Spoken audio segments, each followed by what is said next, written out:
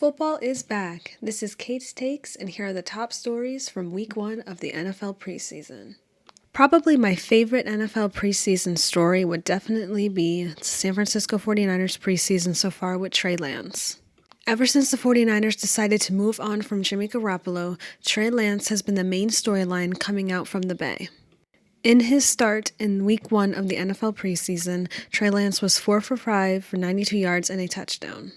The top play from the whole entire preseason game against the Packers was Trey Lance's 72-yard pass to Danny Gray.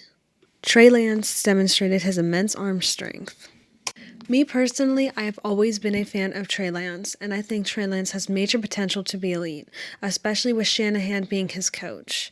Now, Shanahan will have to tweak the offense with Lance, but he's one of the best to do so.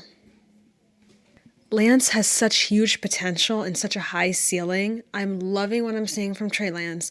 I know it's only the preseason, but I am buying into the hype. I do believe Trey Lance could be an elite quarterback in the NFL with the 49ers. We can't forget that the 49ers offense also consists of George Kittle, Brendan Ayuk, and Deebo Samuel, and I'm loving what I'm seeing from Danny Gray in the preseason. I'm super excited to see the San Francisco 49ers this season, and I can't wait to see how good Trey Lance turns out to be. Before I go into the next story, I would like to share a fact that I saw on NFL Live the other day, and it is about Trey Lance. Trey Lance's touchdown versus the Packers was 38.2 air yards.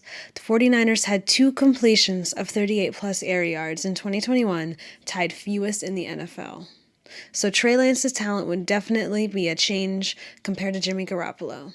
The next storyline would have to be the Philadelphia Eagles preseason. In one drive versus the New York Jets, Jalen Hurts was 6 for 6, 80 yards, and a touchdown. In a must-have-seen year, Jalen Hurts had an amazing drive. With an offense of Sanders, Devonta Smith, Dallas Goedert, and A.J. Brown, Eagles should be a top 10 offensive talent in the NFL. The roster is actually the best in the NFC East in my opinion, and they also have a good offensive line. Only time will tell to see if Jalen Hurts will be the guy in Philadelphia.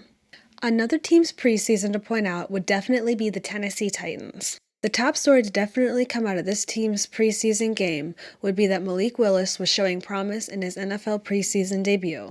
Willis was 6 for 11, 107 yards with a rush touchdown, 0 interceptions, and an 88.1 passer rating. 2 of Willis's passes consisted of a 40-yard deep shot, followed by a 19-yard dart.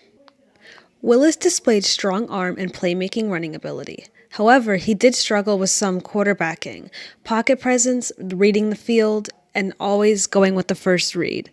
However, he showed raw talent and potential, and with good coaching, Malik Willis has the chance to be a good quarterback in the NFL. However, I do see Ryan Tannehill playing the whole season, but we'll see Malik Willis soon. The next story would be the Carolina Panthers. The Carolina Panthers have had their fair share in finding a quarterback, and hopefully this season they find the guy. However, they have Baker Mayfield and Sam Darnold competing for the starting position. For the past couple of days, Baker Mayfield is rumored to be the starting quarterback of the Carolina Panthers, and this preseason only furthered that narrative. Sam Darnold, however, went 2 for 3, 16 yards, and a touchdown. Baker Mayfield went 4 for 7, 45 yards, and led the Carolina Panthers to a scoring drive. Matt Corral went 1 for 9 for 11 yards. It seems like the quarterback battle is leaning toward Baker Mayfield. The next team I want to talk about would be the Jacksonville Jaguars preseason. After a train wreck that was Urban Meyer, the Jacksonville Jaguars look toward the future with their coach Doug Peterson. Quarterback Trevor Lawrence went 6 for 12, 95 yards, and a touchdown in 3 series played with the Jacksonville Jaguars in preseason game 2. Lawrence really shined his Clemson days this preseason game. 3 series and led them all to scoring drives. This shows that Doug Peterson could be a really good fit for the Jaguars and could coach Trevor Lawrence into greatness. With that being said, Lawrence should definitely have an ascending year.